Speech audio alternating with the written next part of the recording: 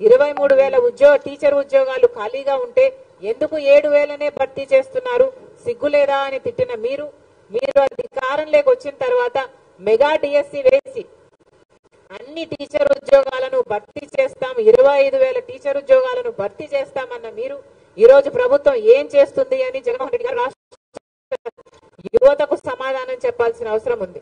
2,30,000 ఉద్యోగాలు ఆ రోజు ప్రభుత్వ శాఖలో ఖాళీగా ఉన్నాయి అన్నారు. ఏపీపీఎస్సీ ద్వారా వాటిని అన్నింటినీ భర్తీ చేస్తాము అన్నారు. మరి ఈ రోజు ఎన్ని భర్తీ చేశారు? ఎన్ని భర్తీ చేయలేదు. కనీసం 10% కూడా భర్తీ చేయలేదు. కనీసం 2% కూడా భర్తీ చేయలేదు.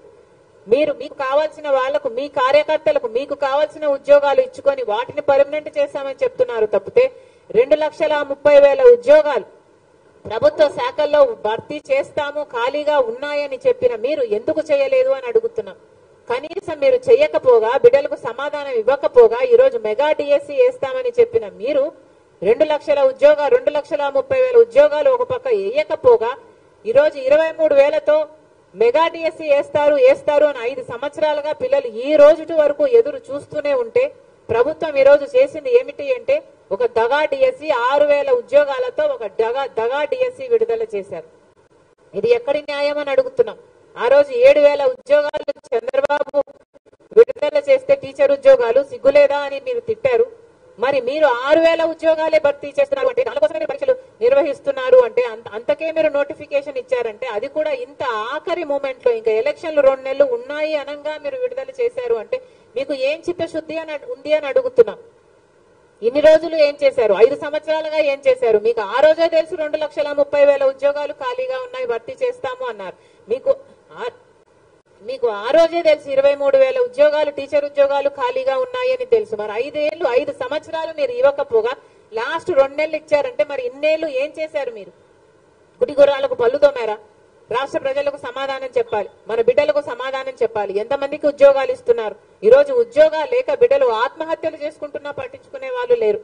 మేము కాంగ్రెస్ పార్టీ దానికి విరుద్ధంగా, మీ చర్యలకు విరుద్ధంగా మేము ధర్నా చేయాలని అనుకుంటే ఏం చేశారు?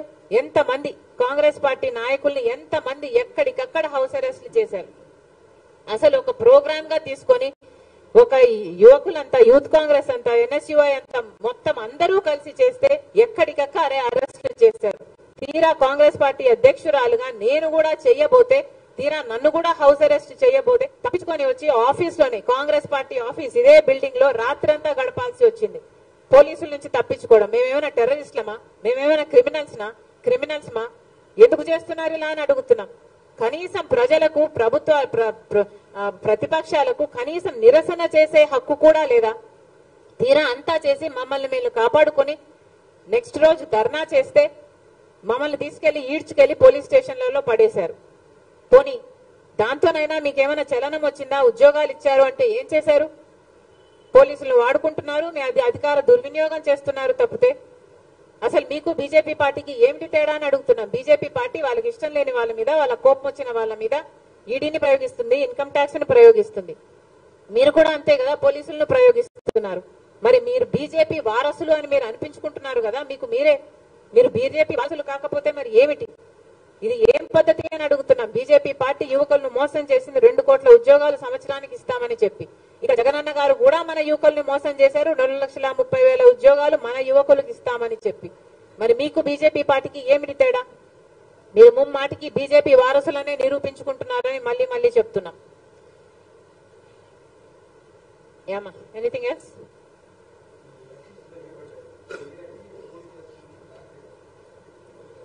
దగ్గరికి వస్తున్నాయని మీరే చెప్తున్నారు కదా, క్లారిటీ కూడా వస్తుంది.